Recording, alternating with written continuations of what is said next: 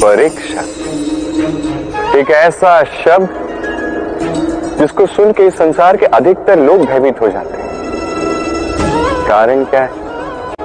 असफलता का भय। परीक्षा इस शब्द का यदि मैं दूसरा पहलू बताऊं तो उसका तात्पर्य ये नहीं कि वो आपकी दुर्बलता सबके सामने है। ये तो वो युक्ति है जो आपका बल, साहस, आपकी शक्तियां सबके समक्ष प्रस्तुत करती है। जी हाँ, ये वो युक्ति है।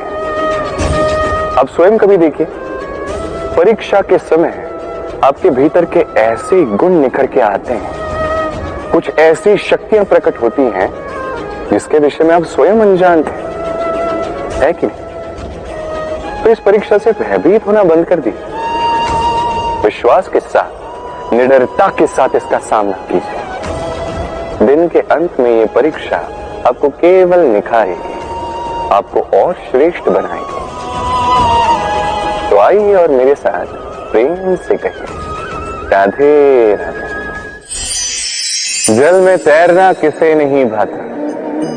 हम में से हर एक व्यक्ति चाहता है कहीं किसी सरोवर में, नदी में, जल के बीच में हम क्रीड़ा कर आनंद उठाएं। क्यों? अब बताइए, हम में से कितने ऐसे हैं जिनमें सागर की लहरों में एक किनारे से दूसरे किनारे की ओर तैर के जाने का साहस है? कौन है ऐसा? अब ये कार्य तो अत्यंत कठिन है। हमें किनारे प्रिय है, जल में क्रीड़ा करना प्रिय है, किंतु किनारों पर, सागर की लहरों में। किंतु एक बात स्मरण रखिएगा, जिस दिन इन किनारों को भूलकर हम सागर की लहरों के साथ लड़ने का साहस जुटा लेते हैं, उसी दिन इन सागर की लहरों से लड़ने का बल भी हम में आ जाता है। तो किनारे हमें प्रिय होते हैं, हमें सुरक्षित रखते हैं, किंतु ये हमें दुर्बल भी बनाते हैं। तो इन किनारों को त्यागिए और सागर की लहरों से टकराने का संकल्प उठा लीजिए। स्वयं पर विश्वास रखिए, फिर देखिए क्या होता है। सफलता के शिखर पर आपका यह जीवन पहुंचेगा और प्रेम से कहेगा, राधे राधे। ये संबंध है गुरु और शिष्य का। गुरु उस प्रत्यंचा की भांति होता है, स्वयं को पीछे रख के शिष्य को उसके गंतव्य की ओर ले जाता है, उसे अपना लक्ष्य साधने देता है और सदैव कठोर रहता है ताकि शिष्य अपने लक्ष्य से कभी चूके न। धन्य हो ऐसे गुरु जो अपने शिष्य को उसके गंतव्य तक पहुंचाते हैं और उसका सारा श्रेय उसे देते हैं, अपने शिष्य को, अपने बाण को देते हैं। तो आप सदैव ऐसे गुरुओं को स्मरण रखिए, सदैव उन्हें नमन कीजिए, सदैव उनका आदर कीजिए, कभी जीवन में पीछे नहीं रहेंगे आप। आइए मेरे साथ प्रेम से कहिए, राधे राधे। हर एक व्यक्ति की अपनी व्यक्तिगत सोच, उसका अस्तित्व अत्यंत महत्वपूर्ण और विशेष है। उसे दबाने का प्रयास कभी नहीं करना चाहिए। ये हमारी सोच बहुत महत्वपूर्ण है और यदि इस सोच पर विश्वास किया जाए तो ये सदैव सद्मार्ग की ओर ही ले जाते हैं। यथा राजा तथा प्रजा, यथा बीज तथा मुक्रम, यथा भूमि तथा अंकुर। कितने सुंदर शब्द हैं और जितने सुंदर है उतना ही गहरा इनका अर्थ भी है। जैसा राजा होगा वैसी प्रजा होगी, जैसी भूमि होगी वैसा ही अंकुर भी। कभी गहराई में जाके इन शब्दों को समझने का प्रयास किया है आपने? राजा इस शब्द का मूल है रज। रज का अर्थ है माटी, अर्थात राजा वो जो माटी से जुड़ा, राजा वो जो प्रजा का सम्मान करे, उनका ध्यान रखे, उनके नेत्रों में अश्रु देखते ही चिंतित हो जाए, उनके अश्रु पोंछने के लिए हर संभव प्रयास करें, उन्हें सुखी रखने का हर संभव प्रयास करें। ये होता है राजा। अब ये सारे गुण यदि राजा में ना हो तो प्रजा में असंतोष जागता है।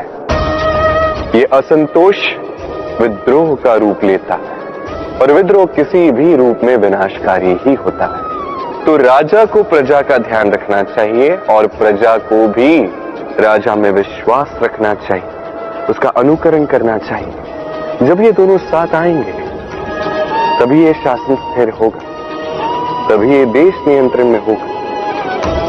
यदि दोनों में से कुछ भी अनियंत्रित हो गया, महाविनाश होना ही होना है।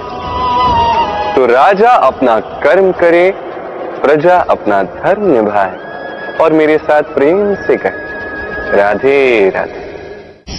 बरगद का वृक्ष, वट वृक्ष, इस संसार के सबसे विशाल वृक्षों में से एक है। क्या कुछ नहीं करता, अनेक वर्षों तक ये वृक्ष जीवित रहता है, ये सदैव बढ़ता ही जाता है। कितने सारे पक्षियों को, पशुओं को ये आश्रय देता है, राह में जाने वाले राही को ये शांति देता है, आश्रय देता है, विश्राम करने का स्थान देता है, शीतल छाया देता है। वट वृक्ष संसार के सबसे विशाल वृक्षों में से एक। इसका बीज राई से भी छोटा होता है, किंतु वो धरा के नीचे समा जाता है, अपनी खोल को तोड़ता है और पहला अंकुर निकलता है और फिर धीरे धीरे धीरे छोटा सा बीज एक विशाल वट वृक्ष में परिवर्तित होता है। जीवन में सफलता पानी है तो भी यही मार्ग है। छोटे छोटे कार्यों से आरंभ करना होगा। इसलिए छोटे कार्यों से कभी घृणा मत कीजिए। छोटा कार्य करने में कोई लज्जा नहीं आनी चाहिए। यदि यही छोटे छोटे कार्य पूर्ण निष्ठा से, पूर्ण मेहनत से, लगन लगा के करोगे तो इन छोटे कार्यों का भी आकार बढ़ता जाए। इसलिए कार्यों को कार्यों की भांति ही देखें, छोटे कार्य या बड़े कार्य नहीं। कार्य करते जाइए, जीवन में अपना अस्तित्व भी बरगद के वृक्ष से भी विशाल बना देंगे। तो आइए और मेरे साथ प्रेम से कहें राधे राधे। ये जीवन कहने को तो अत्यंत कठिन है। ये जीवन क्या करे हे नारायण, अब इसे सरल कैसे बनाया जाए, यही प्रश्न आ रहा है ना मन में। इसका उत्तर स्वयं उस व्यक्ति में छिपा है, उसके निर्णय पर, उसके चयन में छिपा है।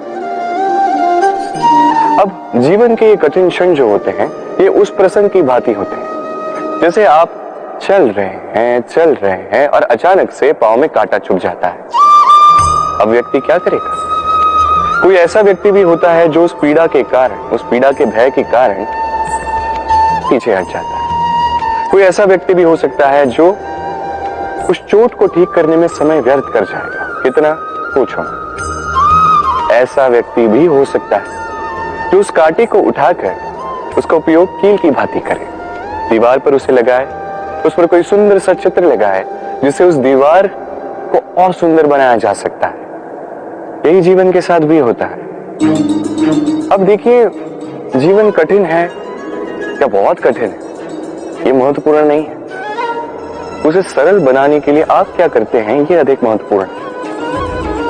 मान लीजिए हम सभी मृत्यु हैं, हम सभी को मरना है, हर एक को मरना है, एक न एक दिन ये अवश्य होगा। अब जब ये होने ही वाला है तो भयभीत क्यों होना, चिंतित क्यों होना? आपकी चिंता करने से क्या ये टाल दिया जाएगा? कदापि नहीं। प्रारब्ध है, होकर रहेगा। तो जीवन ये कुछ क्षण आपको जीने के लिए दिए हैं, इसे जीना आरंभ कर दीजिए। जो भी परिस्थितियां आती हैं उसे सकारात्मक रूप से देखना आरंभ कर दीजिए। ये आप एक बार सीख गए तो आपका ये जीवन सुख और प्रसन्नता से भर जाएगा। इसी सुख के साथ कहिएगा राधे राधे।